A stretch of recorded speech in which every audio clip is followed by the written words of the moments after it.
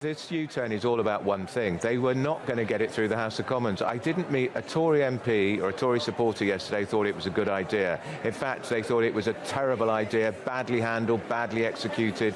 So what they were telling me yesterday was it's going to be kicked into the long grass, they're going to push it back, they're going to push it back, they're going to push it back. But something dramatic changed last night, and I think they realised the game was up.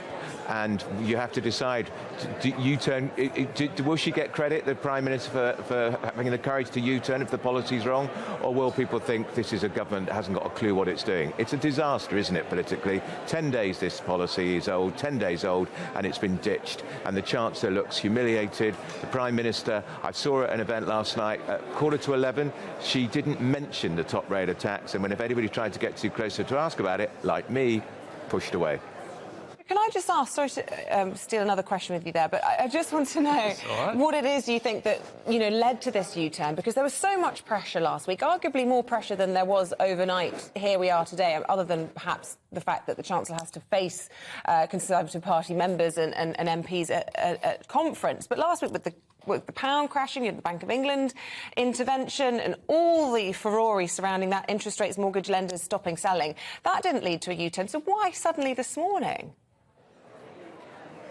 I really think, Isabel, they'd worked out that they didn't have the numbers, that they wouldn't get it through the House of Commons. So I talked to Grant Shapps this morning. He's the former Transport Secretary. He wrote in the Times today why this was a bad policy at a bad time. If there's pain, if people are feeling economic pain, don't help people who are the richest, who don't feel any pain. He told me the numbers simply weren't there. The Chief Whip, I saw the Chief Whip this morning, Wendy Morton, the first woman Chief Whip. She looked like a ghost, absolutely pale. She looked like she'd been in a mortuary, slept in a mortuary overnight. They realised they simply didn't have the support, and I think possibly the rebellion would spill over onto the conference floor today, tomorrow, and how would that look? Look, what is Kwasi for the high jump in all of this? I mean, that move from the PM yesterday to put that distance between the two was significant. I mean, that was pretty shocking. Yeah, she's asked on that interview about was the Cabinet involved in the discussion about the top rate of tax being cut?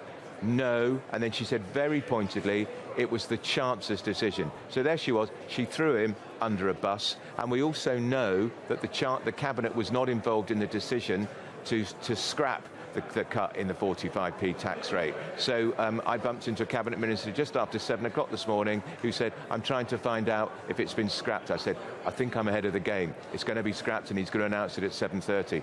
What a way to run a country, run a government. Yeah, but, I mean, if he goes under the bus, does Liz Truss go with him? I mean, they wrote a book signalling all of this together, and she campaigned very much on a lot of these tax cuts during the leadership contest. Is it possible to extricate herself from this mess?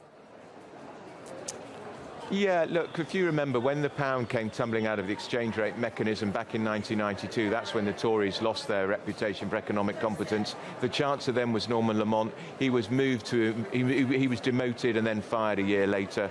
But John Major clung on all the way to 1997, but then lost by a landslide. I think Tony Blair won the biggest election victory post-war since Clement Attlee. So the omens are not good.